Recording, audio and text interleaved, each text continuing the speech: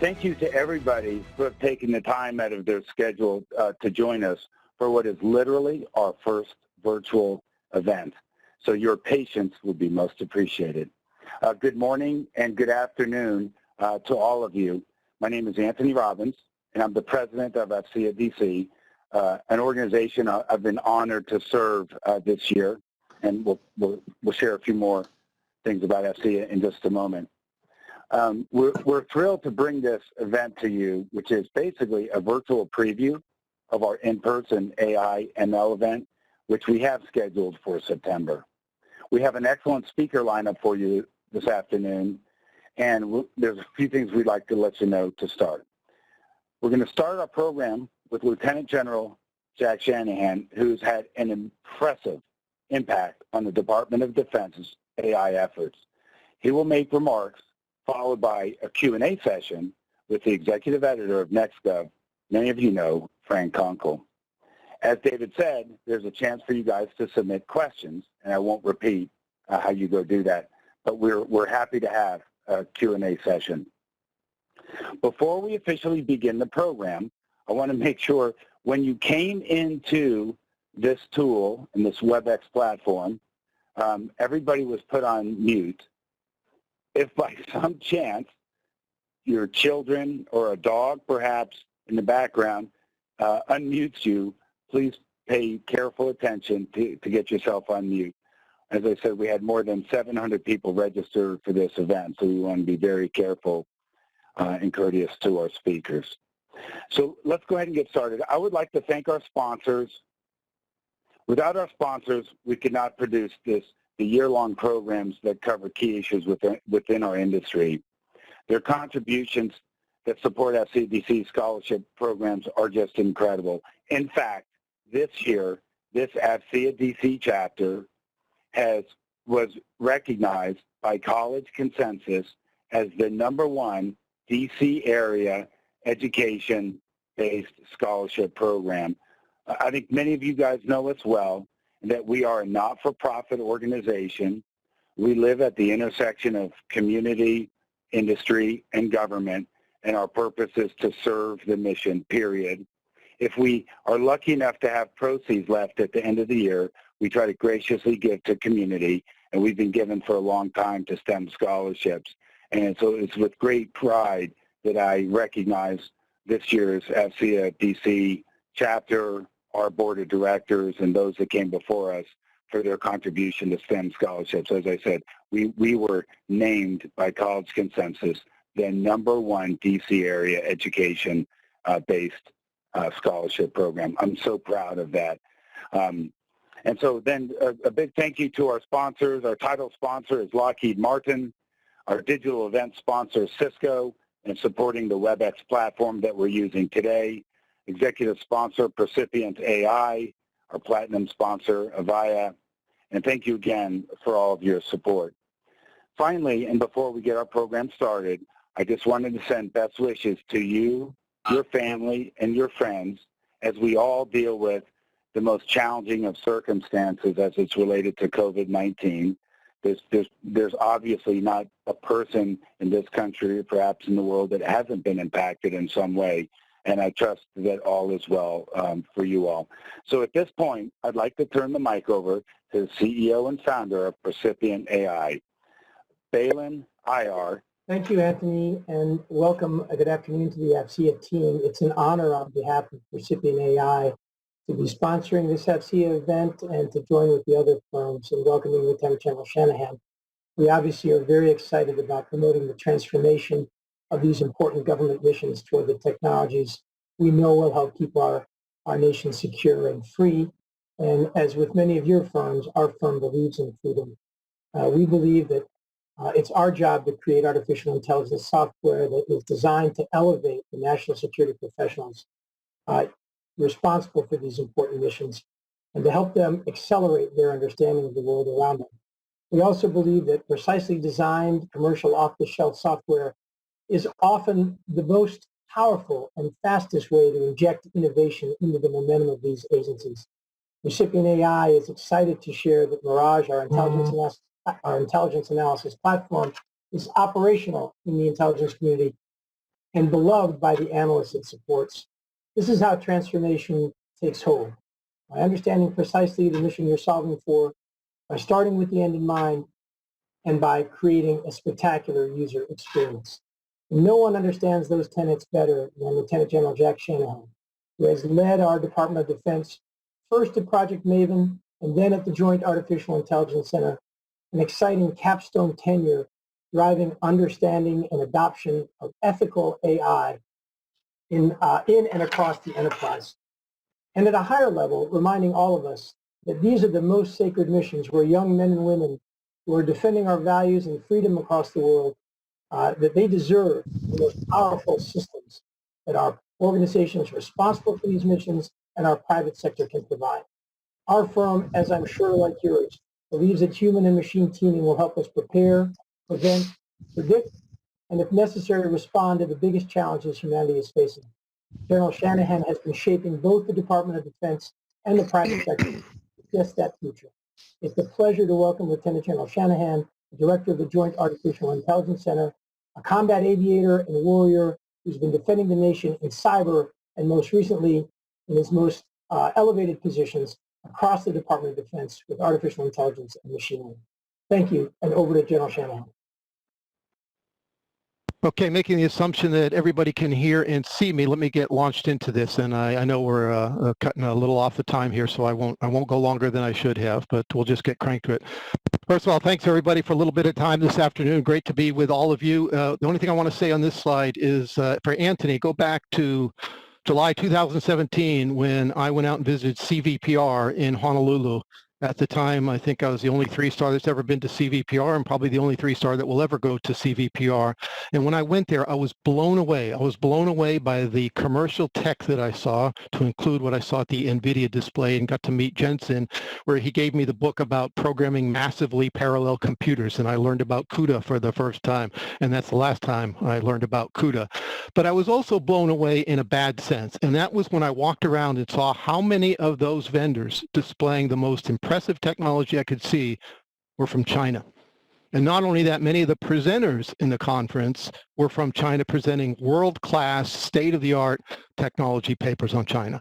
So we've come a long way since then, and I'll explain the title here in a little bit if you'll go to the next slide. That's what it feels like to me right now, is where we are in the Department of Defense in terms of fielding artificial intelligence capabilities.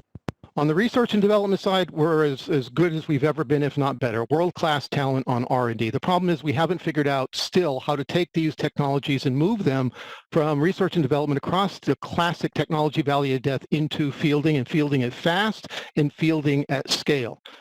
That's what it feels like. December 2000, or 1903. Kill Devil Hills, Kitty Hawk, launch of the first biplane. And we'll see how fast we can then move. So if you go to the next slide. This is the state of the art today. The A100 GPU from NVIDIA. 54 billion transistors, 5 petaflops of performance, and fabricating using a 7 nanometer processing capability. It's hard to explain what that is compared to the slide I just showed you.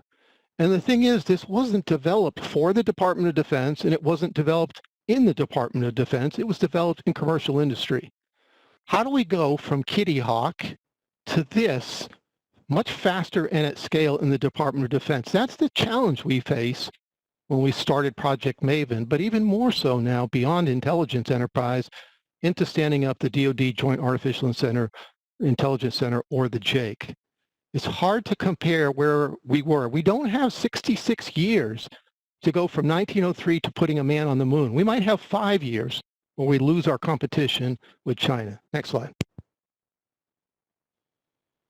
So how do we do that in the Joint AI Center? I'm very proud of the fact that we've grown from 4 people in 2018 in the summer to today 175 people if you include contractors, and maybe a year from now that's about double. $243 million, pretty significant budget. That's great, but what we cannot do is transform the Department of Defense in AI at 2+ million people in a $705 billion budget all by ourselves. It's not going to happen. How do we do that? Well, I'd say it's a classic way of looking at this, just like you would in commercial industry. We have to rely on leverage. The only way we do this is through a business model of leverage. So what we need in the JAIC, or what I say is always four things. We need critical mass, repeatability at scale, standardization, and packaging. Everything we do in the JAIC should be in the form of a product that we can turn over to somebody. That product may be strategy, policy, ethics, international engagement, test and evaluation. It could be actual product development and delivery, or the Joint Common Foundation. But we've got to look at everything as a product that can help others accelerate their own adoption and integration of AI in the Department of Defense. This is where we have suffered as a DOD. It's all being done still in stovepipes and silos, and we've got to get to a critical mass at doing this. So if you go to the next slide. That's all this slide's trying to say, and I won't spend a lot of time on it, but really the three big things at the top of the slide is taking all of our lessons learned. And I tell you, I have a lot of lessons and scars from Project Maven that have helped me in some extent in JAIC, but we've had to learn some of those same lessons over and over again because they had a different group of people.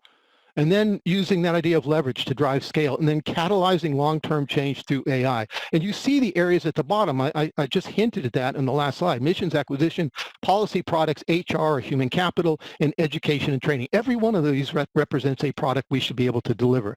We've been tasked to write an AI education training plan, strategy and implementation plan. Couldn't possibly do that by ourselves. It'll be with all the services, all the components, and we've just embarked on this. But that will be a product, when it's said, to help everybody else accelerate the adoption of AI at scale in the Department of Defense. Acquisition and contract. Every day we have some kind of scar we get from the challenges that all of you are very familiar with in doing acquisition and contract in the Department of Defense. But we're going to do every one of these. We're going to go faster on them, and the more we learn, the better off we're going to be. Go ahead, next slide. Again, not a lot of details in this slide, but all of you on this call probably have heard of our verticals. The fact that we're taking on as many as we are is a little bit surprising to some people. When Nan Mulchandani, our Chief Technology Officer, came to us from Silicon Valley, I swear the first thing I expected him to say is, you're going way too slow, you're not taking enough risk. He said exactly the opposite. You're taking way too much risk, you're going really fast, you have risk in money, you have risk in people, you have risk in tech. What in the world are you thinking about? Well, that was good to hear that from a real CTO from Silicon Valley. So we paused a little bit and started to reorient towards the right business model. And many of you understand we started with predictive maintenance and what we called at the time humanitarian assistance and disaster relief, or HADR, which we've now put under the umbrella of threat reduction and protection. And I know Dave Spurk's coming up shortly after me. And Dave and SOCOM have been as closest of any partner as I could have ever asked for, from the first days of Project Maven to today, with predictive maintenance and a bunch of other things. So I don't have any better partner in this than the United States Special Operations Command and their components. But we're working warfighter health, joint warfighting operations. You might have seen the announcement in the last couple of days about a prime integrator task order that we've worked with GSA as our AI Center of Excellence partner on this one. That is our big focus area for the next year. And as you saw, it's a contract ceiling, so don't get caught up in the $800 million number. It's over 5 years and it's a ceiling, but it's a big deal. This is, showing that we are serious about taking AI and putting it into warfighting operations. Robotics process automation or business process transformation. I already talked about threat reduction, joint logistics, think predictive maintenance, and then a new one, which we really haven't developed very much yet, is joint information warfare, all built on the Joint Common Foundation. The idea of our AI DevSecOps environment sitting top of an enterprise cloud, which is supposed to be JEDI, not quite there yet with JEDI, so we have some interim solutions. Thank you, United States Air Force, Lauren, for the Platform One, Cloud One solution that we're slowly beginning to pivot to. The last thing I'll say on this slide, which to me may be as important as anything else I say in this session today, is what we're trying to do is shift the Department of Defense from this industrial age, hardware-driven organization to an information age, software-driven, risk-tolerant one. Anybody who's been around the department more than 30 days knows the challenges that short phrase conjures up. Next slide, please. And this is coming. This business model, which you see on the slide, is the funnel.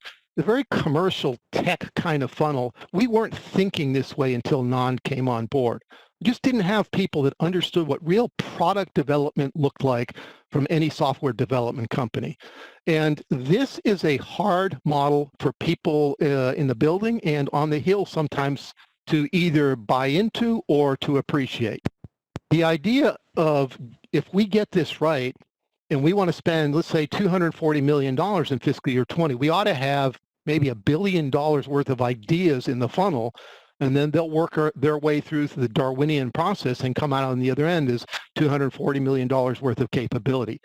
That means we take in a lot of different ideas, some of which will never see the light of day, but it's the only way an emerging tech organization can go at this. And the third bullet on the right, if we try to actually predict what this looks like 5 years from now, first of all, you should call me a liar if I even try to do that. And two, you should fire me because that's not what I should ever claim that we're capable of doing.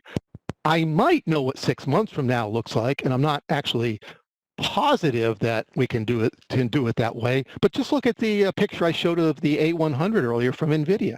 I know that was in the works for a long time, but the fact is we weren't ready to absorb that. So we'll see what happens over the next 6 months, what technology continues to adjust to. Next slide.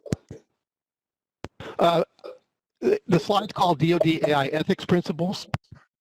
We've been talking a lot about this. We're serious about this. Secretary of Defense Esper signed out a memo making this real for the department, that we will incorporate these ethics principles into every AI project we take on for the department. I won't spend time going through each one of those, but if you go back and I talked about that Joint Warfighting Operations big task order that just got announced, in the RFP language, we asked those companies that were competing for that, what would they do to take into account these ethics principles from the very beginning? Not binding language, we couldn't do that in a binding way, but the fact that we're able to put that into contract language was, I'd say, a sea change for the Department of Defense. We are serious about this. We're not playing lip service. We have a responsible use of AI subcommittee set up under my executive steering group that I run and under the DOD AI working group. Okay, next slide. All right, just a few reflections and then close it out and take questions here. I could spend a couple of hours just on this slide, but just in sort of quick order here.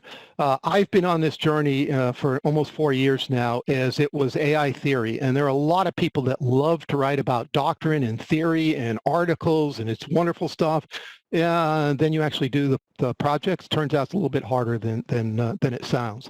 And then in Project Maven, we got pilots and prototypes going. And then you had sort of the insurgencies in the department, the DIUs, the DDSs, the Kessel runs, the AFWorks, the SOFWorks. And now what we have to do as a Department of Defense is transition all of that to real practitioner work. We're here to be practitioners of AI. We're trying to keep that emerging tech culture in the JAIC while still being part of the institution. We've got to make this systemic, and we have to take a systematic approach to fixing AI in the Department of Defense. This just does not happen overnight, and I'll talk more about that in a second. So we're on this journey, and I've seen it played out. And if anybody thinks it's going to happen in the next year or two, it's not. We're going to have to work very hard for the next decade at getting this right as a department. No surprise, anybody on this call who's touched AI, ML, NLP, reinforcement learning, any way, shape, or form, you understand what the challenges are. They're no different for the Department of Defense in most respects. They're on data than they are for industry. They're on data, culture, talent, product management, not project management. And what we have to do as a department is just drive a lot harder and faster towards an AI-ready department. And that's a two-part answer there. It's an AI-ready talent problem, and it's an AI-ready weapon system problem. Both have to be addressed. It's not one or the other. COVID-19 is a watershed moment for this department, and the obvious watershed moment, the seminal moment, is what it did for the department in terms of how to figure out how to do teleworking. Dana Deasy, as the CIO for the department, has put incredible pressure on the department to bring us into the current decade, and it's actually been wonderful to watch this play out. 2 months ago, I never would have believed it's capable of doing it, but when I see what our teams have done, the level of work that we've accomplished just in the last 2 months, because we're able to do this telework. But equally important, and for me in the JAIC role, even more important, the watershed moment for me is we're in a digital war, and this should be a wake-up call for all of us. Everybody has more data than they know what to do with in COVID-19. You know, just in Project Salus, which was a project we started on the fly to try to find predictive analytics solutions to Northcoms and National Guard sort of big questions on everything from supply chain demand signal to COVID-19 modeling. We have over 70 different sources of data, commercial, open source, government. Everybody's trying to do data aggregation and fusion right now. But what do you do with that data? To me, it's useless unless you solve the data problem, which includes what do we do on the back end of that through predictive analytics. We've made surprising progress in this in 2 months, which gets to my next bullet there. That Project Salus team that I talked about, from a bar napkin concept to the first MVP in 29 days. Wasn't perfect by any stretch of imagination. Very crude, very brittle, as you would expect, sort of Maven-like in that 50% solution. But we did it. And we got something fielded and working with some of the best companies in the United States with some of the best AI machine learning talent in the world that have been part of those companies. And we did it as an integrated product team. And what I mean by that is a very small team of people, 4 people at the beginning, then 5, 6, maybe stretch it and say 10 people today, worked as an IPT. The policy, strategy, and ethics team and the legal team are working at the same pace as the product development people on the team, as well as the test and evaluation piece of this, as well as checking the data sources for policy and legal sufficiency and feasibility. That's all been a tight model, which is a microcosm of how the JAIC is supposed to work writ large. It's how we designed the JAIC, but couldn't possibly do it because we didn't have the capacity to do it. And I'll be honest, until Nan Mulchandani came in and really showed us what it looks like in the software world, we couldn't quite get there. I'd say we're a long way down the road for that, but an awful lot of work ahead of us to get it right. And then this last one is, I'm convinced, absolutely convinced, there will not be an AI winter that's on our horizon. Those days are over. On the other hand, there will not be instant gratification of AI solutions in the Department of Defense. We have so many core problems we have to fix with data culture, talent management, and so on. They're not impossible. They're just hard, and we're trying to solve them. And then the honeymoon is over for the JAIC. We got a little bit of a buy from a lot of people just trying to form this organization to go from 4 people to 175, and so no money to 240 million in the space of just over a year. It's a very, very fast curve. So we know we have to deliver. So the next year will be about delivery for this organization. It will also be about joint warfighting operations. We have to have the combatant commanders in the service knocking on our door saying, we can't afford you to go away. We need what you provide too desperately to cut you.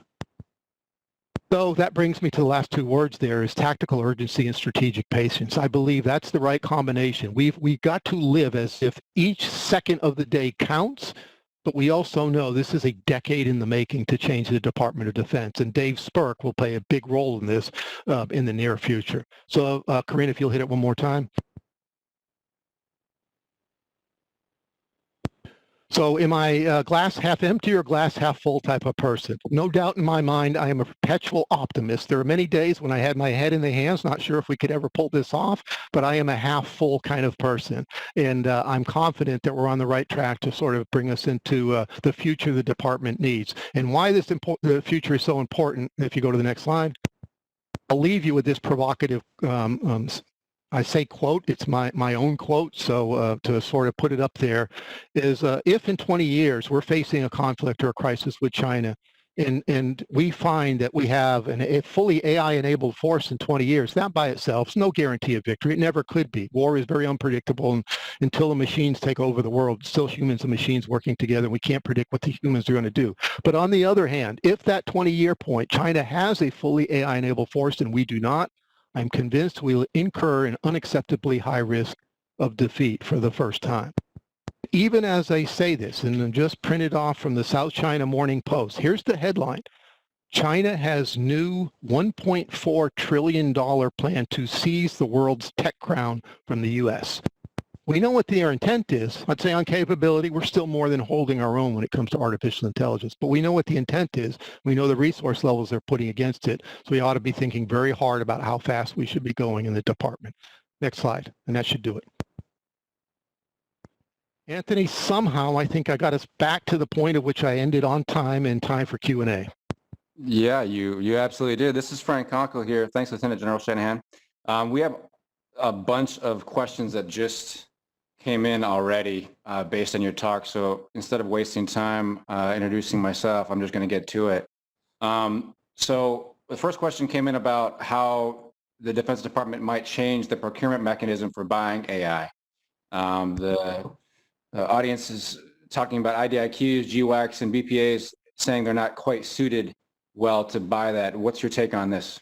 So it's something we spend a lot of time talking about every single day. What I need, honestly, is our own acquisition authorities in the JAIC. I don't have them right now. So what that requires me to do is go out to places like DISA, DITCO, GSA, DIU for some of their OTAs and the CSOs. We've pulled it off, and it's been okay. Actually, I couldn't ask for better support. GSA Center of Excellence has been our best possible partner. DISA, DITCO has moved rapidly at the sound of our guns, but it's not going to be fast enough as we start putting more and more money into this capability developments. We need our own acquisition authority. We have to move faster. We acknowledge we have to move faster.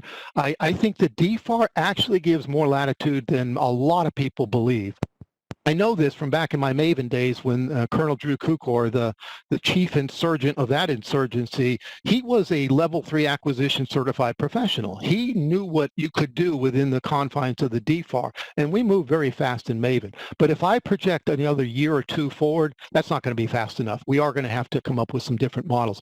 We have very strong support on the Hill, by the way, for willingness to consider some different acquisition authorities and models for the Department of Defense. And I'll tell you, Ellen Lord, as the Undersecretary for A&S, she is really setting the pace with some of her agile software pathway policies development. We hope to be a pilot project under that where we can move a lot faster. And I'm a little concerned as I got to one of those slides and talk about why do we have somewhat of an artificial distinction between O&M, RDT&E, procurement.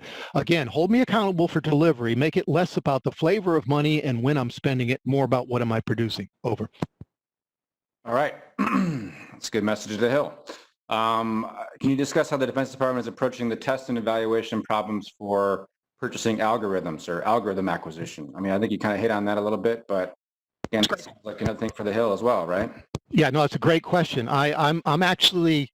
I'm going to make a bold statement and say that I believe the Department of Defense, thanks to Jane Pinellas and a team of people here working T&E, through a community of interest. We don't have enough people to do it all ourselves. We're going to set the gold standard, not only for the Department of Defense, but I hope for industry, because we have a different approach. When we're talking about putting algorithms into warfighting systems, that brings a different level of concern than it is saying movie recommendations or shopping recommendations. It's not to say that commercial companies don't do some sort of T&E. I'll never ever say that. I don't want to get in trouble by claiming that. What I'll tell you is we have T&E baked in from the very beginning. We have regular like DOD 3000.09, autonomy and weapon systems. All of the things we're trying to do with ethics, a lot of that will have to do with what are we doing during the T&E and V&V part of fielding these capabilities. So we're building a team. It's not big enough yet, but Jane spent some time with Maven. I'll tell you, she's as good as anybody I've ever seen, knows this better than I ever could. And not that I know all the right terminology about mean average precision, intersection over union, precision recall, all these other things. We know what that should look like more and more every day. What we've got to do is put those processes in place. And back to my point about delivering products, T&E should be a product we can deliver to anybody in the Department of Defense. We will do this with DOT&E, all the OSD level functions. That's not us doing it in competition with anyone else. We have to do it with them as our partners. Over. Right. Another one sort of related to how you're engaging industry. So the question is around how you're engaging with others to bring their tech to the table, especially those companies that are outside of the traditional government contracting space. How do they get a fair shot here? So here's my blanket statement, the same one I used in Project Maven, by the way. Everybody's an equal player. You can be the smallest startup in the United States to the biggest company in the world, and I say that you're going to have at least an equal opportunity. Whether everybody believes that, to me, that's sort of our core philosophy. We've been spending also a lot of time on that one. I have a Air Force Colonel Reservist, Doug Drakely, who's actually in DIU spaces. What he's trying to do for us is that market research, business intelligence piece. Nand is trying to bolster that. One person is just not enough, never will be. We have a lot more work to do. You know, we got Salesforce coming in to build out our CRM capability. We know we have a decent idea of how to do things, but I'll tell you what I've learned a lot about in the last 2.5 years is the role and the value of VCs, private equity firms. I think there's some real opportunities here to build that relationship out in a much different and better way because they do all that homework. It's the in-Q-tail model for the commercial side of the house. So we're working on that. I think I need about a dozen more people in the market research business intelligence side, but we take that all into account. And I do want to make one point. It's an important point. I think some people have probably been thinking this when they saw the Joint Warfighting Task Order announcement on Booz Allen. Booz Allen is a prime integrator. They know how to work with the Department of Defense. They have security clearances, facility clearance. A lot of these integrators do. But our intent all along in the joint warfighting is to have everybody still being a player in the development of these capabilities, everything from AI at the edge to targeting development, smart sensor, working with Maven smart system, and on and on and on. So we have a plan to do that. Everybody is. We've got a lot of outreach right now, but we can be better at it. Over. A lot of questions about how to get FaceTime with you guys from small startups across in California and other places. Colonel Doug Drakely is my triage. He's my entry point, and I'm overwhelming him already, but that is the entry point, and we can get you in touch with Doug. But you guys also put out a lot of RFIs and RFQs and stuff like that people, even if they aren't in traditional government contractors, they can still respond with white papers and stuff like that, correct? Yes, we've had a lot.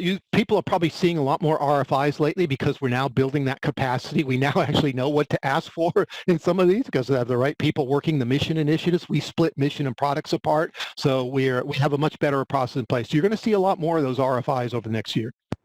So we have a question around the AI education plan. What are the priorities around that? How do you educate across DOD and who's going to have access to it? Yeah, so when we first got that, it's called Section 256 of the NDAA 2020. It said DOD needs to come up with an AI education strategy and implementation plan. It said you have 270 days to do it. I said, well, come on, it's going to take us about 60 days. We'll deliver this thing early, never been done before. Then I read the language, a little bit harder than that. It's actually, how do you change the Department of Defense in AI education? And we're going to throw some training in there as well. So it's not just education, but it's education and training. So we've got a team put together. We actually brought in a consultant on this one, at least to help us on the front end of this, build that strategy. Then we'll have to work the implementation plan.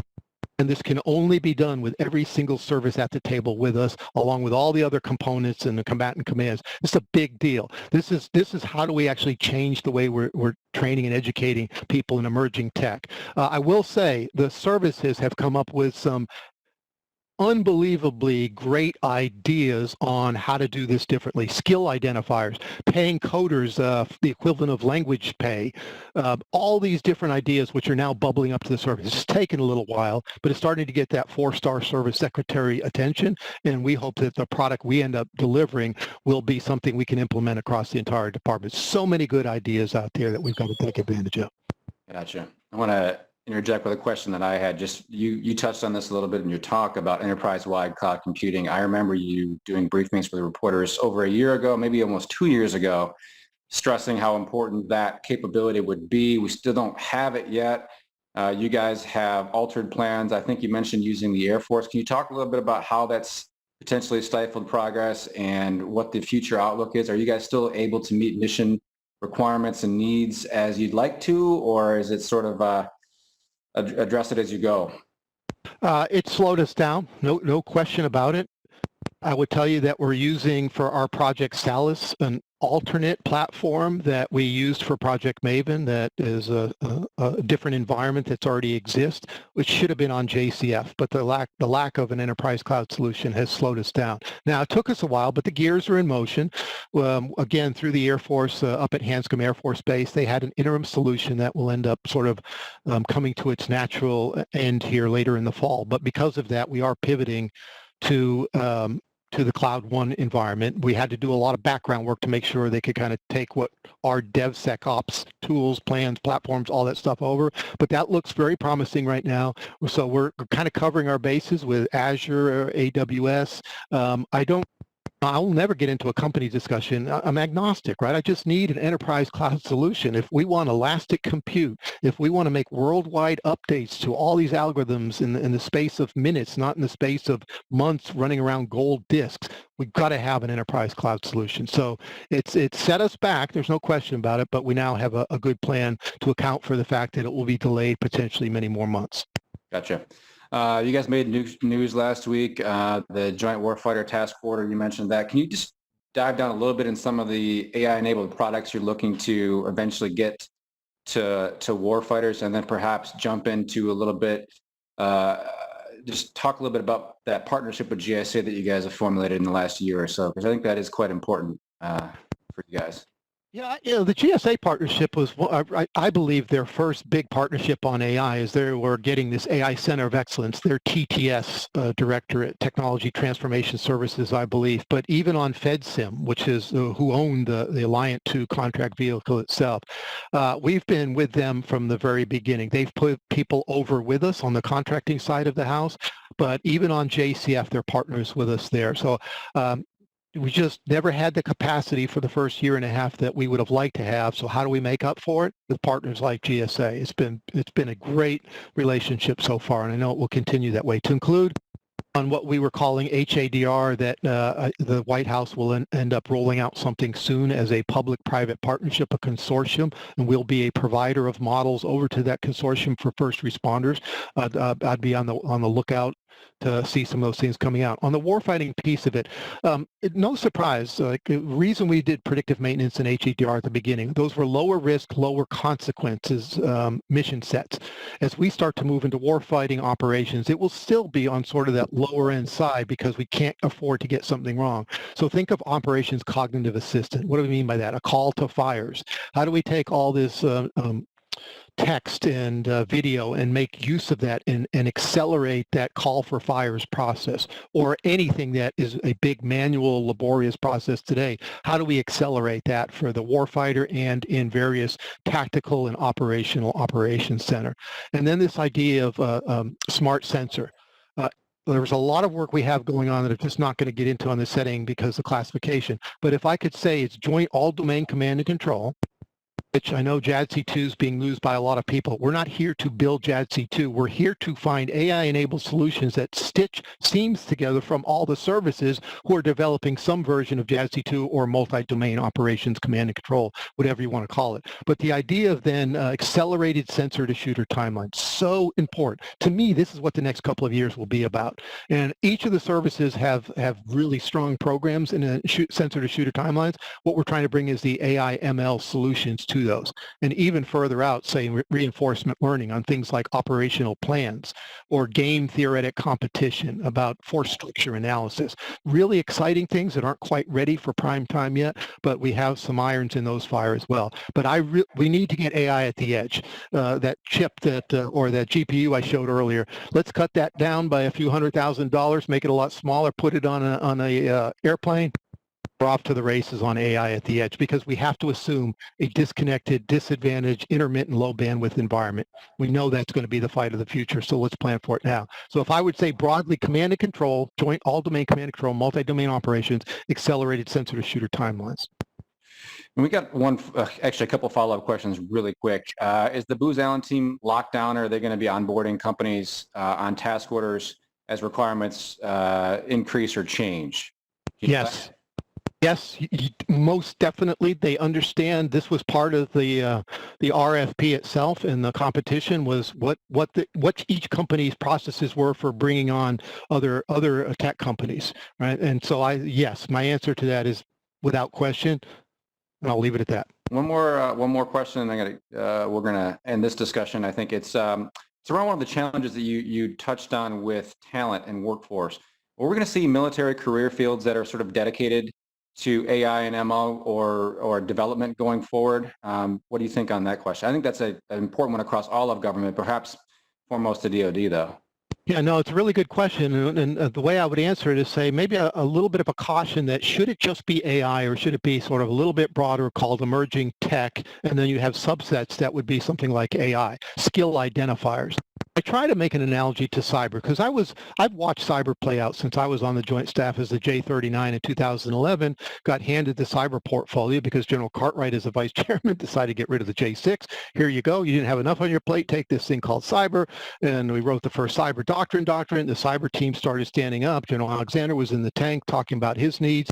And so we've learned a lot on cyber of what the cyber workforce should look like. There are a lot of analogies, but they're imperfect for AI. So I think the service part of what I'm talking about with 256 on an education plan would involve some aspect of this. What should that look like? Identifying people how early in their earliest sessions process, in their recruiting process to say, we're going to keep an eye on this person. They're going to keep them in some aspect of technology. Again, I use the example that happened all the time in the first days of Cyber Command. Marine Staff Sergeant, best online operator they had. Where does he go? Back to Quantico and do something completely unrelated to cyber. You need some of that, but on the other hand, you just wasted an awful lot of training on that person. We want to think hard about doing this right in emerging tech, disruptive tech. And AI is it today, but is there a reason to bring in somebody who's quantum smart 5 years from now, blockchain smart? So we have to take all of that into account. So as part of this early work on 256 with with BCG, it's looking at archetypes. What should those archetypes be, and what can we do early in the process to start making some proposals about the training aspect of it and the education piece of it. All right. Thank you much, Lieutenant General Shanahan. I'm going to turn it back over to Anthony Robbins now. He's the president of AFCEA DC. He's got something to discuss before we briefly go to our next session of speakers, and I want to encourage the audience to stick around and think of questions for the next three speakers. Anthony. Okay, thank you, Frank, and job well done. General Shanahan, we know you have a busy schedule, especially as you get ready to punch out on 1 June. And so a couple comments for you, sir.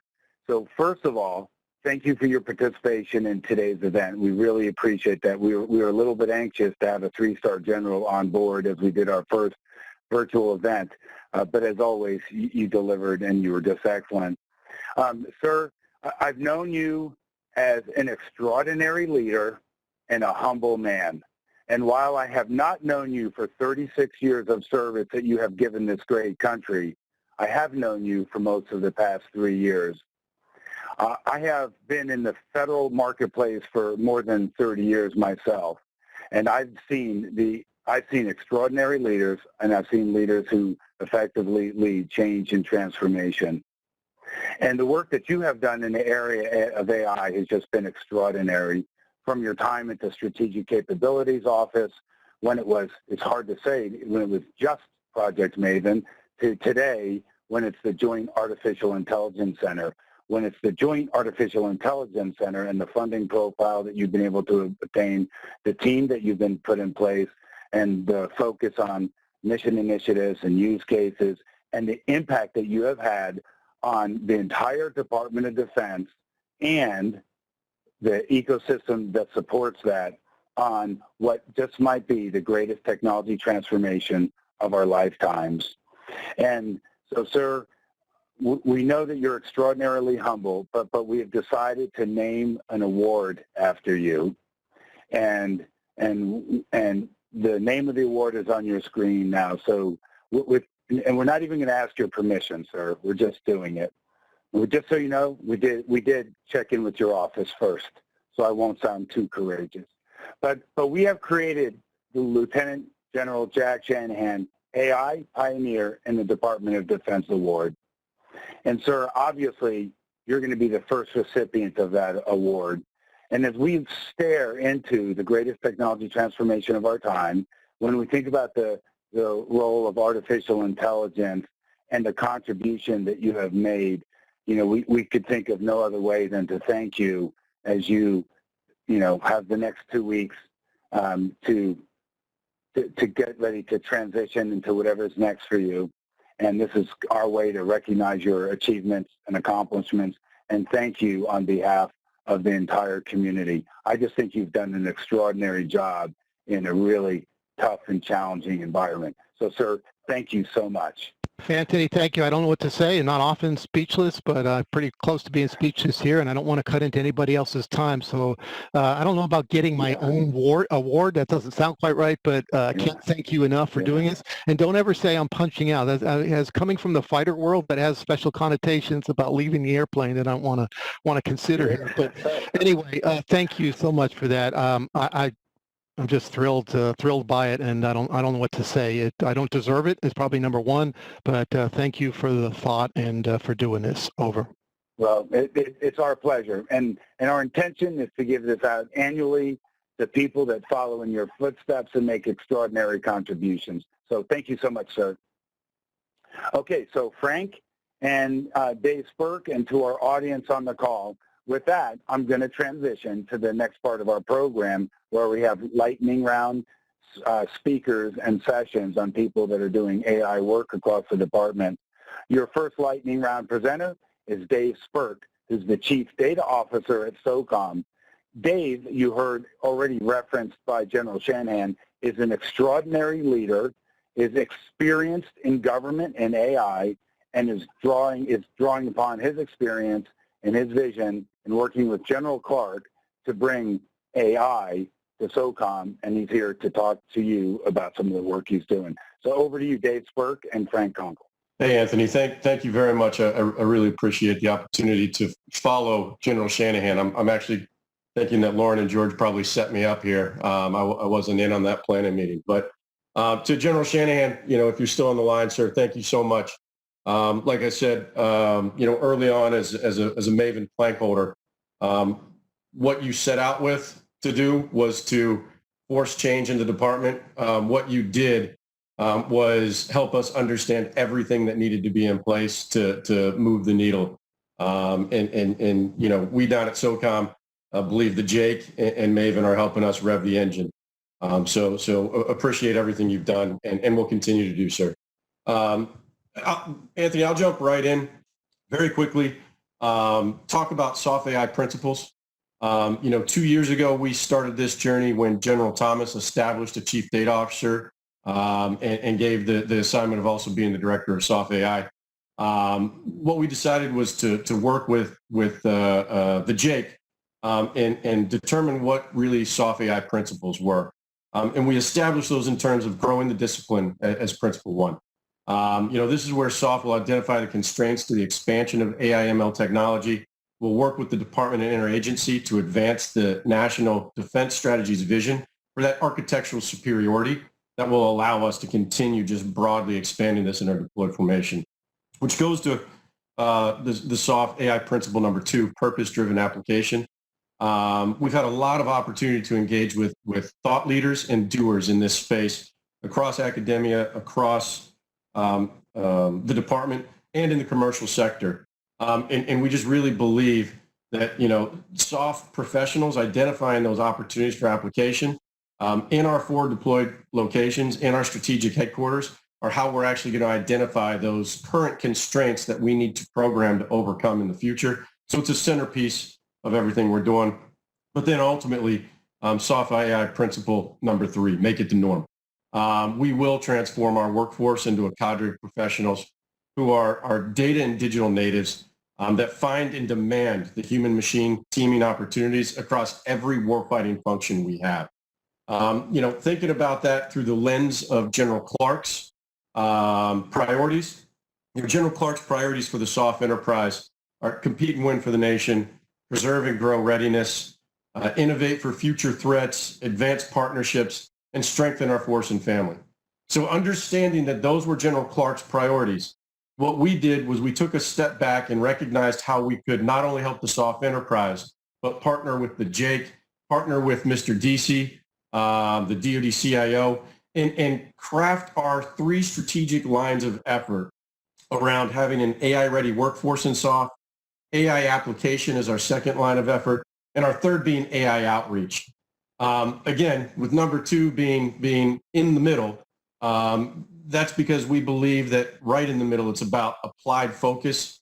And so we worked with General Clark to develop 6 applied AI focus areas. So these weren't Dave having a good idea. This is from the U.S. SOCOM commander himself, investing in the areas and giving us direction on the topics that within the next 24 to 24 months, we would start an applied AI project against, with a goal of a prediction and the benefit of organizing all our data left of prediction to just begin deriving all of the efficiency gains through that process. And I'll talk about one thing that we've been doing with our Night Stalkers that has really shown the opportunity of improving readiness while creating those efficiencies. That is pretty exciting right now. The 6 applied focus areas that we have are perception and action, planning and maneuver, communication, resilience, and cyber protection, recruiting, training, and talent management, predictive maintenance, logistics planning and forecasting, and then vendor contract and budget management. Double-clicking each of those for a second, and I know I'm on a lightning round, so I'm trying to make sure we stay on time here. Please, if you're giving me the 2-minute warning, I'll start to zip it up. But really on that perception and action, we're talking about intelligence, surveillance, and reconnaissance. We're talking about our pet enterprise. We're talking about captured enemy material. And we're talking about threat message identification and response, messaging and counter messaging. Under planning and maneuver, how are we using AR, VR for not just training, but also to extract our competitive advantage and actually having warfighting reps and begin to structure that data coming off of our operators and professionals in a way that will enable future autonomy. Planning and wargaming, what are we doing on a small scale for SOF that we can begin leveraging all of our partners around the globe to create a preeminent data set that will allow us to begin looking at that predictive opportunity going into the future. And then ultimately, how does that help us with AI-enabled mission command? How does single pane of glassing that information intersect with all of the things we've previously talked about so that we can be the most efficient and proficient soft force the world's ever seen? We are now, we intend to stay that way. Communication, resilience, and cyber protection, simple things like identity management initiatives, identity protection initiatives. In the age of AI, we have to rethink everything when we talk about our SOF operators that are operating around the globe. Recruiting, training, and talent management.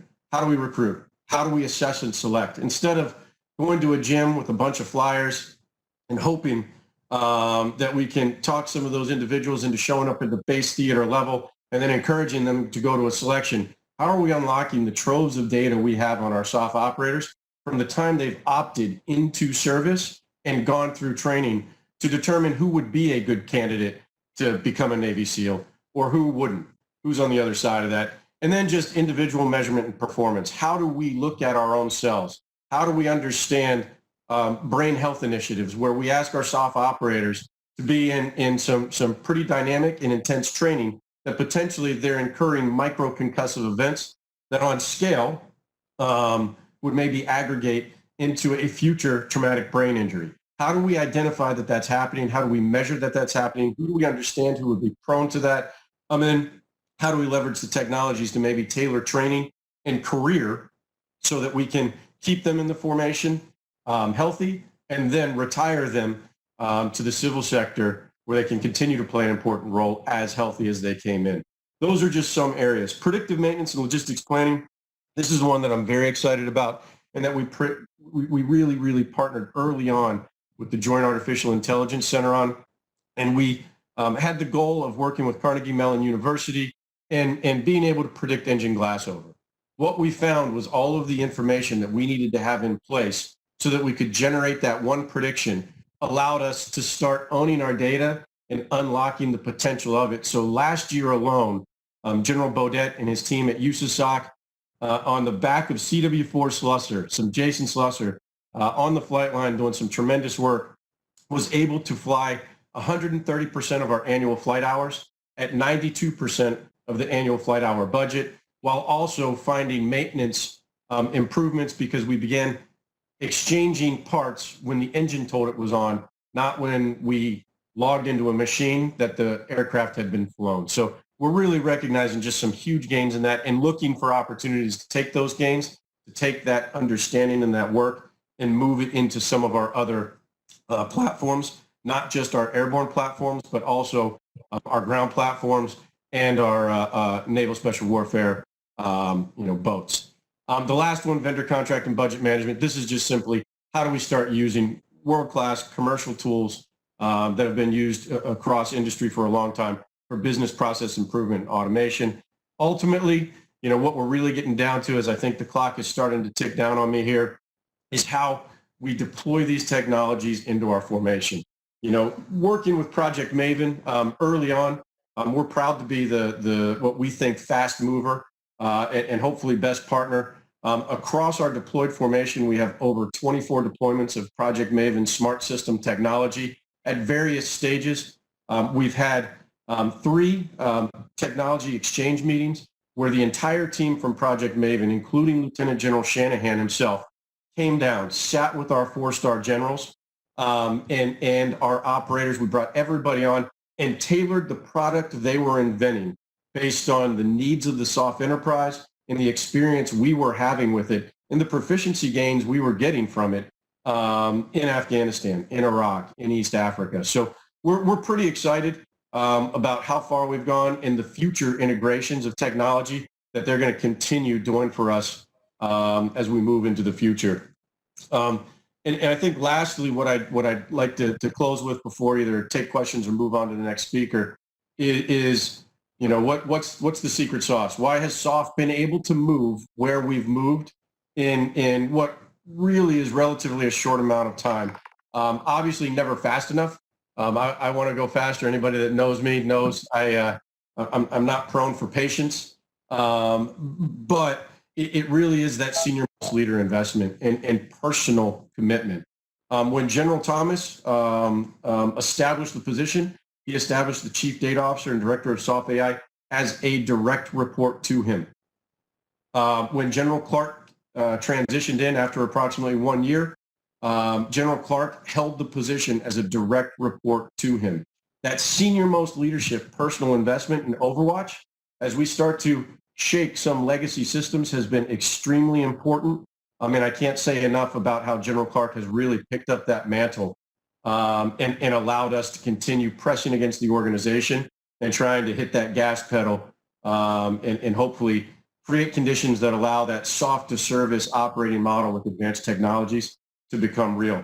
Just today, General Clark spent an hour on the phone with the Dean of the School of Engineering at MIT talking about AI ML and how we improve our senior leaders' knowledge of what it takes to get it done and what kind of partnerships we could create to set some curriculum and some as Ms. Flournoy said at the NSCAI rollout, a boot camp-like model to improve our senior-most leaders' understanding of decisions they need to make, not being left to IT people in the corner, but command-level decisions to allow us to make the strategic investments and set that pressing urgency required to go faster. So with that, I'll go ahead and stop and go back to you, Anthony, for any questions someone might have or the next speaker. Over. David, this is Frank Conkle. I have a couple questions that are in just based on your talk. One of the things that you mentioned was making it the norm. So you talked about some I think 2 or 3 principles to sort of galvanize or make AI an important thing across the agency, right? How do you do that at a high level? And does that involve your team? How your team is constructed? How many folks are you working with that are experts in that arena? And I'll let you take it from there. Yeah, that's a good question, Frank. If General Shanahan's on the line still, I'm certain he's laughing at what my first answer will be, which was, when I arrived, I didn't even have an office. It wasn't, because people didn't want the transition. It's because, like him at the JAIC, it was, what does this even really take? How do you really even get started? So we took a lot of those lessons learned from Maven and some of the modeling at the JAIC, and we established what we call a mission management element. That element that can connect SOF to emergent DOD AI ML efforts. We can prioritize activity. We can advocate for resources, and we can do a quick analysis when an opportunity for AI presents itself in our formation from the ground to really determine, is this something that we should try to do ourselves, or is the cost, complexity, and expense of time important enough that we just go to the commercial sector, purchase it, and spend our time and energy on integrating and being that conduit between the domain expert and the commercial space. My office definitely embraces the commerciality of this need. We're not ever going to be able to build up enough of a bench to truly turn in, or should we turn into our own algorithm development section. But with that, we do need to create what we're calling a soft data and digital services, where we're going to begin hiring individuals and have started to create this bench of experts who we can turn to evaluate the potential of an opportunity that's emerged from the field, and understanding of a technology partner in the commercial space, and then begin that real product management so that we can rapidly integrate these technologies. Now, as we do that, one of the things that we understand, and again, turning to the previous experience of Pathfinders in the department, is the need to create a data engineering lab where data engineering and brokerage can occur. So we're also developing a capacity, and we're really looking forward to the JCF from the JAIC, as that will allow us to have enterprise capability that we can bring in experts to start owning our own data. Gone are the days where we're going to have data locked from a vendor. What we believe is government compute, government data, commercial IP. That's our model. That's how we believe we'll be able to move into the future. How we sustain that is we formally have in our system today what's called a .mlpf change recommendation, a DCR, that will codify the CDO and Director of Soft AI in the soft formation, thereby allowing us to have defendable POM positions, which General Clark just advocated for and directed his team in the last 30 days for POM 22 to 26. So, we're just getting started. We're nascent, but we're prepared for the sustainable future. And we spent the last 2 years trying to get quick wins, trying to show the art of the possible, and I think doing okay in that, but also leveraging, my deputy, Miss Michelle Popke, leveraging Miss Nicole Nimmers, both of whom joined my team and came back to the soft tribe so that we could really get those pieces put in place. So whoever comes behind me has that room to really just take soft to the next level. Over. Thank you, David. We're going to kick it to George Duchak now. He is the Chief Information Officer of the Defense Logistics Agency. Thank you, David, for your time. That was a jam-packed speech. So, George, over to you. Hey, so I'd like to say good afternoon or good morning or even good evening if you're in Europe somewhere. And I feel humbled and privileged to be part of this rock star panel with Jack, Warren, and David. I feel like I'm the only one learning how to play the guitar, and the rest of you guys are all rock stars. So, as mentioned, I am the Chief Information and Innovation Officer at the Defense Logistics Agency, and before that, I was DASD, Deputy Assistant Secretary of Defense for Command, Control, Communications, Cyber, and Business Systems. Before that, beginning director at DIUX, director of Rome Labs before that, and the private sector before that. So I've had these executive leadership positions now through every phase of the product lifecycle, from S&T to R&D to acquisition, and now in logistics and sustainment. So the only reason I mention that is because it gives you a little bit of an understanding of the lens through which I view RPA, AI, and ML. So now a little bit about DLA. For folks that don't know what DLA is, DLA is Defense Logistics Agency, and we are a working capital fund agency, which means we operate much like a private sector nonprofit, like AFCEA, but we do so within the confines of the rule set that DOD obeys, the FAR and DFAR. We sell products to the services, other government organizations, whole of government, and foreign governments as well. And we sell at a price that covers our operating cost plus the cost of goods sold. So since our customers, with very few exceptions, can buy from whoever they choose, or wherever they want. They're free to choose whoever they want to get their products from. So this motivates us to be very competitive in terms of value, and value in terms of price, quality, even speed of delivery. I think within government, this is a great business model. Our annual revenue at DLA is somewhere between $43 and $44 billion, placing DLA on, on the Fortune 100 list, somewhere around number 75. We manage 9 supply chains and have over 5 million items, employ about 26,000 civilians, and operate a global IT network that's in over 25 countries and 45 states.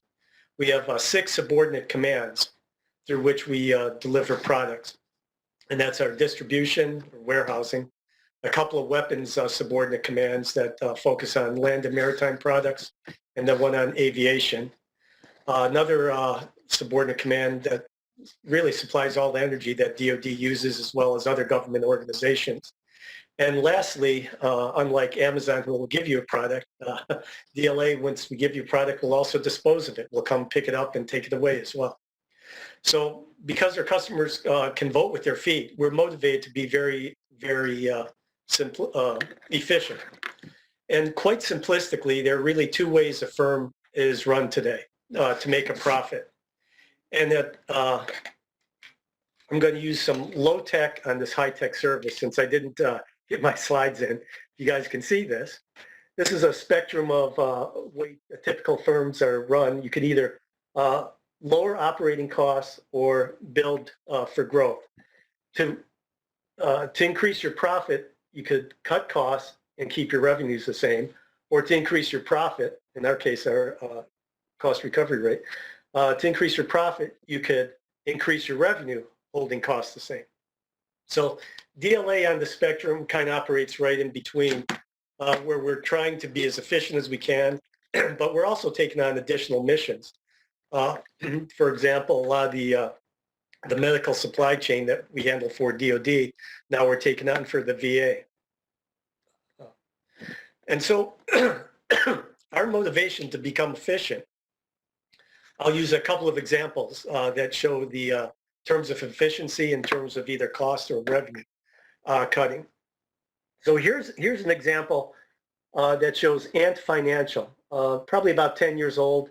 They have about 10,000 employees, and they have about 700 million customers. Bank of America, who's been around for a long time, has about 209,000 employees and 67 million customers. So Ant Financial's cost per employee is about 70,000.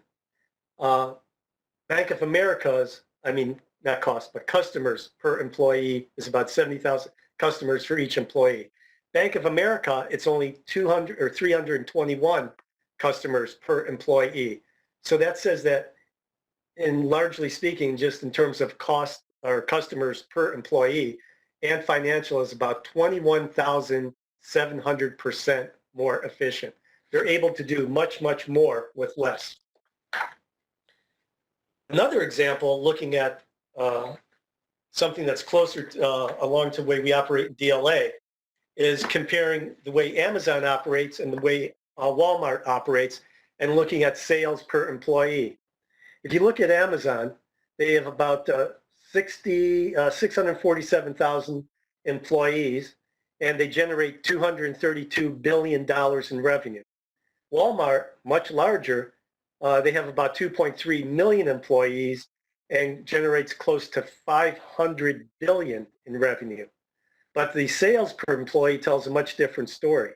At Amazon, for their revenue, they're able to do the sales per employee is about $359,000. The sales per revenue at Walmart, even though they're larger, is only $215,000. That's about 67% difference in efficiency. So it gives you a kind of an idea of where we operate if you want to be a growth or if you want to be efficient, and we're kind of in between. So it's obvious that investments in automation are replacing labor. And traditional companies in the, you heard Jack Shanahan mention the industrial economy, followed a labor capital curve, an isoquant that looks like this. If I wanted to reduce my labor costs, I move in this direction on this curve here. I would go up and across and say that I'd have to make this much of an investment in capital, buying either new robots or new machines that would replace labor. So I could reduce it by that much. Today, in today's knowledge economy, that curve is a lot flatter. I could reduce labor much more easily by substituting this capital in terms of robotic process automation and only pay this much instead of that much. So automated knowledge work has become a driving force because it's dramatically cheaper than labor. So as DLA's mission grows and we're under constant pressure to be more efficient, we've adopted robotic process automation widespread. And robotic process automation is kind of just the beginning of this AI journey, because our next step after RPA is to start adopting some sort of RPA with some cognition, and then move more into some mainstreaming of AI projects. Hey, George, this is your virtual moderator, Frank here. I wondered if you could, because we're a little cramped for time due to the earlier speakers, can you talk a little bit about, really quickly, any ongoing pilots that are particularly interesting for you guys at the agency thus far? Yeah, we have in AI, in terms of RPA, we've deployed over the past year or so, we've deployed about 82 bots. We have 79 in process and 20 are proposed. Those processes, those RPAs, have saved almost 200,000 labor hours. So that gives you kind of a quick snapshot of where we are with RPA processes in DLA. If you want to talk, go ahead. Oh, I was going to say, so wow, 200,000 in labor hours. You had 82 bots. Can you tell us in the audience here about the size of or the number of folks in your workforce that are, I mean, you mentioned like 20-some thousand, but how many are trained here and using this, and what are the short and long-term ramifications for the workforce at DLA as you sort of expand some of these RPA pilots? That sounds very interesting. Yeah, our RPA team is about 20 or so folks, a little bit more, maybe 22. That's been, and we deploy roughly 1.5 bots a week. You don't deploy half a bot, but that's just an average. The long-term implication is like I said, we could either grow with the same labor force, or if we're not going to grow, that means that now this labor has supplanted jobs and we'll have to shrink. And does that shrinkage occur through just natural aging out of the workforce, or do we enact something different as well? So right, that's one of the big concerns. People always talk about RPA and AI stealing jobs and whatnot, but it sounds like you guys have at least an interim plan for that. What have been the biggest barriers, George? We have a couple audience questions also about getting in front of you and how they should do that. But what are the big barriers for DLA in improving and increasing these pilots? And then secondly, again, the questions from the audience about what they should do to engage with you guys with some of their potential solutions. Well, okay, first of all, they're not pilots. We're actually operationalizing them. That's how we're able to monetize the FTE hours into terms of savings. So they're real, they're not fictional. But the biggest lessons learned, it's always, you heard Jack talk about culture, those things. But the biggest lesson learned is automating a bad process is still automating a bad process. So hand in glove with robotic process automation, you have to do business process reengineering and try to be smart about that and really take a clean sheet approach to why you're doing what you're doing and automate that process. How do they get in front of us? We have a variety of ways of doing that. We have an annual industry day that is usually around November, December timeframe. We talk to folks routinely if they, cold calls to see what we're doing. But in terms of AI, This will sound callous to a lot of your AI audience, but we found a lot of AI snake oil out there. Everybody's jumping on the bandwagon. Everybody overpromises and underdelivers.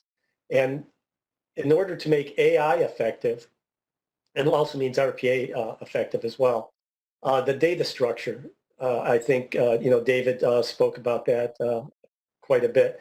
Data is the feedstock, and that is what you really have to get your hands around. Good data and standardized APIs to get to that data, whether you're using it for a RPA bot or whether you're using it for some AI endeavor, is probably our biggest lessons learned. Gotcha. Dr. Duchek, that's, we're going to move it on, but I did want to thank you for your time, and also I hope you have a printer with a lot of paper, because we have people requesting your printed slides. So hopefully you can mail those out, give the Postal Service some business. No, but seriously, I appreciate your time today. And with that, I want to move into our final speaker, Lauren Nossenberger, who has one of the coolest titles I've seen, Chief Transformation Officer for the U.S. Air Force. Lauren, unmute your mic and go ahead and turn your video on and give us your 10-minute bit of knowledge. So I have to say that the job is as cool as the title. I get to work with incredible innovators every day and go after some of our biggest problems. So it's been a really fun time these past almost 3 years in the Air Force. So I've been asked to talk about some of our mission use cases with you today, but just to keep up with George, I have to go a little bit multimedia. So I'm going to promise you at least 2 movie references and at least 1 drawn picture for you. So George can give me a grade when I'm all done. But as we think about mission use cases, ethics and safety of AI are always in the forefront. I always think of a few movies, that kind of give us that, we've been here before, let's not do that as part of our mission use cases. So I always think about War Games. Where do we not want to put AI? Minority Report. How do we not want to use AI? And of course, iRobot, scares everyone. So as we look at our use cases in the DoD, we try to avoid those types of use cases. We want to have humans in the loop. We want to do things that will make an impact for our warfighter. We want to do things that will actually make a really big difference for our country and really for our world. And so a couple of those use cases that we're looking at, I'll start with humanitarian assistance and disaster recovery, because that's something that, you think about the military, what does the Air Force do with that? Well, actually quite a bit. Whenever there is a disaster that happens, our airmen are there providing support for supplies, sometimes involved in bringing the aircraft out to rescue people. So some of the things that we're trying to develop in the area of AI is looking at models to find out where we're most likely to have people that need to be rescued, to pull together calls for help in a way that we can rapidly map the calls for help and prioritize the way that we're responding to those people, whatever resources we have in the way. And along those lines too, how do we use drones to automatically capture video feed and sometimes maneuver through areas that are unsafe? If a hurricane has gone through, we want to see if someone's in a building. Maybe we need to be able to see through the building or through rubble to know that we have to dig in a place to find someone who has been trapped in an earthquake. So that is one of our national mission initiatives that the JAIC is going after, and it's one way that the Air Force is really dedicated into helping with as well. Another one of our major calls in partnership with NORAD is that we have to constantly monitor our borders for incoming targets. And, I was joking recently with the NORAD commander, is it a bird, is it a plane, is it Superman, or is it a missile coming into the United States? And sometimes it's really hard, for me, an untrained person, and looking at the screens of these highly trained operators, I can't tell the difference on those things. I'm really glad that we have highly trained airmen who can. But if any of you tracked the, back in 2016, we had a gyrocopter land on the White House lawn. And people were saying, well, how on earth did something land on the White House lawn. Well, I recently got to see a breaking down of those events, and it came down to, it's really hard to tell the difference between a gyrocopter and wind patterns. But there are a lot of things that AI has done to help us break out all of those different pieces of noise and to put them into a statistical model that lets us know, hey, there's a very high 99.9% probability or higher that this is something that is being piloted versus this is a bird. I mean, a gyrocopter is really not much bigger than a bird. And really, you know, a gyrocopter and a bird both flying on the same pattern of wind. Even wind looks like something, you know, to the untrained eye in a lot of the models. And so this is something where AI has already provided some pretty incredible capability for us to be able to better just keep an eye on the skies around us. And then, of course, predictive maintenance. It's another national mission initiative, and it's something that the airlines have used for years because in order to be competitive, they have to turn their airplanes quickly, and they don't like surprises. You know, it's much easier to fix something on an airplane before it gets to the gate. You know, passengers don't like when you get on an airplane and you hear, oh, there's a problem, and then, you know, the every 10 minutes, it's another 10-minute wait thing. Passengers do not like that. We also don't like to find those surprises in the Air Force. So what we have done is we've implemented some predictive maintenance projects. We have over 130 algorithms developed to date. And I don't have the latest number on the cost savings, but one thing that I do remember very clearly is that we have saved $1.25 million on exit doors, which is a very, very strange thing. So we found that there was a sensor that once that sensor failed, it would cause an exit door to open without the crew knowing it, which obviously is a safety issue. You don't want your exit door to open in flight. But it would also break if it opened due to the force involved in flight. And so just by checking additional sensors on the exit doors, we were able to tell when those sensors were going to fail, and we were able to proactively change those sensors. And just over the past 6 months, we have saved $1.2 million just on that one part. And so that's been pretty incredible. And thus far, we've saved about 90% downtime per proactive event that we have had versus the time that it would have taken if we waited for the part to fail, had to order the part, had to get the maintenance teams pulled up. So definitely has saved us a lot of time. And in one circumstance, it may have saved the lives of a crew because they were able to find something that would have potentially been life-threatening had the part failed in flight. And because of the sensoring and the AI technology that we were using on that particular aircraft, we were able to see it in advance. So I, of course, really love looking at the applications of AI in the cyber realm. Really, I see AI as somewhat of a cat and mouse game.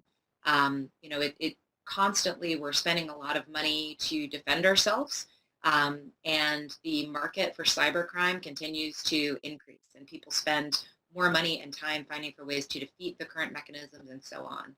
And so one way that we can speed that cycle is by employing AI to work with us to anticipate cyber threats and also to kind of develop games with us. AI thinks differently than we do. So using AI in an iterative way to see what are those maybe defensive strategies that we haven't thought of that we need to prepare for in a future cyber fight.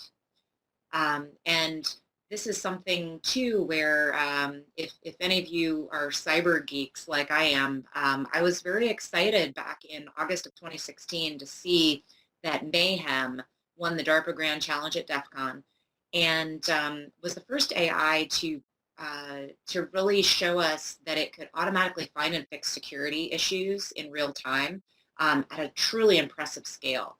And so we've been working with that team since 2016 and have seen many, many different iterations since then on the technology and have implemented part of that technology in some of our software factories to make sure that we're consistently detecting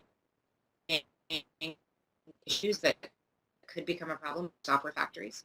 And then through our accelerator, our AI accelerator up at the Massachusetts Institute of Technology, our team up there is actually developing a cyber game specifically for us to study new defensive strategies that we could use in the cyber realm. So those are a few things that I'm particularly excited about. I'll mention too, we had a few previous speakers talk about RPA, and we're really just starting to, to chip the surface on RPA. But in our Spark Tank program back in February, we had a tech sergeant on stage who he had taught himself how to use UiPath, just using free classes online, deployed some pretty inexpensive bots, and he was able to automate the Air Force PCS process, which, if anyone has gone through it, as I understand it, it's pretty harrowing. Just all of the paperwork that has to be done, all of the approvals, inevitably someone's on vacation, just setting up a move, which is already a really stressful situation. And so this very young tech sergeant was able to automate the process. And now we're looking at scaling that to other parts of Air Force Personnel Command. And in fact, we'll be launching a learning series over the next month to teach more airmen applications of RPA and to get them access to tools where they can start to train their own army of bot interns to go after those things that they really don't want to do. And I appreciated, I think it was David's comment earlier about people being afraid of bots taking their jobs, or the robotic process automation in general, but really we're going after those parts of the job that the airmen do not want to do. They don't want to have to go through and do repetitive processes. They are happy to learn this new technology to take those things over so that they can use more of their day focused on mission and using their brains and figuring out that next way for us to innovate. And then the next piece that we're looking at kind of as a subset is chatbots. So, I think everyone's probably been frustrated when you call the Tier 1 help desk and you wait 20 minutes and then, you got to reboot your machine 2 times and maybe you reset your password and, check your connections. A chatbot can handle those sorts of things and get you, faster support without the wait time, and also help to really figure out where you should be routed. We're actually looking at the same thing for some of our finance customer service.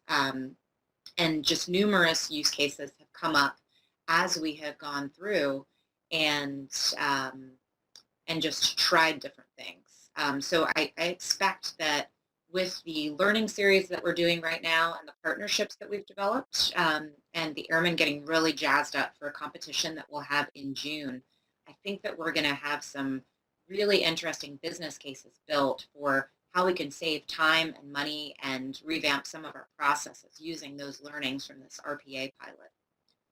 And this is your virtual moderator speaking. Can you talk a little bit more about that competition here upcoming? Sure. So I don't know how much this group will be excited about it, unfortunately, because it's a competition for airmen. But it is something where our internal airmen will, so every Wednesday from now until the end of June, we're going to do a series of learning events. We're going to get them free access to any RPA software that we have approved on our network. And we're going to let them go and just try it and tell us, what is the business case that you can build?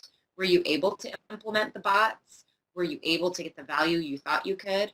How much value did you get for what cost? And so we're going to be able to use that. And, a lot of times in the innovation world, it's like, oh, let me feel in the wind. Oh, I think it'll be this, and then there's more risk on people that are trying to find the funds. In this case, we're going to try it for free. We're going to make the case. And then it should be pretty obvious whether it's worth further investment. So that is exciting. But yeah, we expect to have at least several hundred airmen participating in the competition. Very cool. Do you guys have, this is an audience question, does the Air Force have an office that is sort of the lead for AI, or is that under you, or is that more reliant on the relationship with the JAIC, or what? So the Air Force structure around AI, it's actually a tri-chaired panel between the CIO organization and AFCEA and the A26, which is our operational arm of our information organization and cyber effects. And so those 3 organizations are jointly responsible. And I guess I'll have to show you my terrible picture of the day, but this is what I jokingly refer to as Maslow's hierarchy of tech needs. And so really, these are all of the things that you have to have in place, to make AI possible. And so if you look at that stack, if you have to have the, the connectivity and the network in place, the cloud and edge computing, that's very much CIO realm. Having meaningful data and training quality data, that's everyone's responsibility. But we also have a chief data officer who is in charge of kind of pulling together the coalition so that people understand, what are those standards? How can you get help? How do you work with the software factories and the broader IT organizations to make sure that you have the tools you need to do this at scale? And then, of course, we have our operational community working on the SensorNet and IoT side. And we are building out a pretty robust AI and ML stack in Platform One to include things like TensorFlow, OpenAI, things like that will allow our airmen to go in and write algorithms and begin using the large and growing amounts of data that are in our Cloud One environment to start gaining valuable machine-driven insights. And so those are some of the things that we're working now. So I would say, AI, we don't have a chief of AI in the Air Force, but we do have a pretty solid committee understanding where the pieces are that we need to put together to get to that future of AI where we understand the problems we're trying to solve. We have all of the technical capabilities. We've trained a workforce that can work with this and that we can do it all at scale.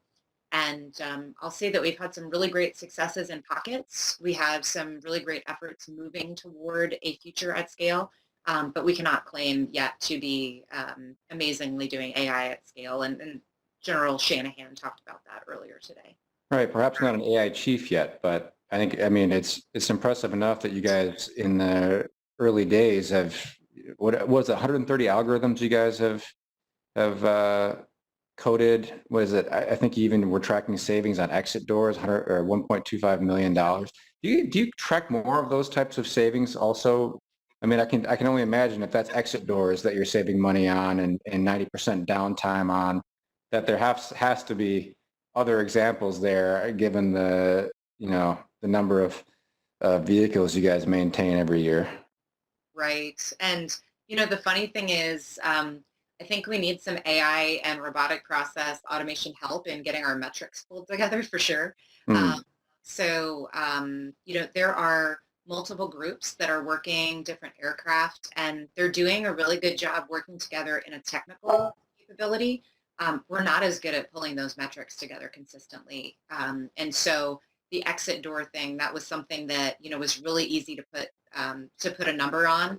Others, there are just, so many different pieces we have to pull together that I would have a hard time saying, hey, this is the number that we've saved in predictive maintenance. But, 1.25 million on exit doors was pretty impressive to me. Oh, definitely. Lauren, we're fresh out of time, but I really appreciate your time today. I love your title. I look forward to getting in touch with you to get some more of those metrics when you get them, because I think those are good stories to tell, especially to the public right now. That's useful information and good taxpayer spend. I want to thank Anthony Robbins and kick it over to him. Thanks for giving me a reason to put on a shirt and pants today, man. It's awesome to talk with smart people. And with that, my role is over. Anthony, it's all yours. All right. Thank you, guys. Frank, thanks for moderating the Q&A sessions, both with the general and then our lightning round speakers. Lauren, thank you for bringing us home. George, for your insight, and Dave Spurk on behalf of the work that you're doing on SOCOM. And of course, a special shout out and thank you to Lieutenant General Jack Shanahan, who's retiring after 36 years of service to this great country on 1 June. Also, thank you to all of you who took time out of your schedule to join the conversation today on one of the greatest technology transformations that any of us have actually lived through or worked on. It's a really big opportunity, and hopefully today informed the journey that each of you and your companies are on so that we together can be of better service to our Department of Defense. Thank you, and look forward to hearing more about future AFCEA events, and have a terrific day. Bye now.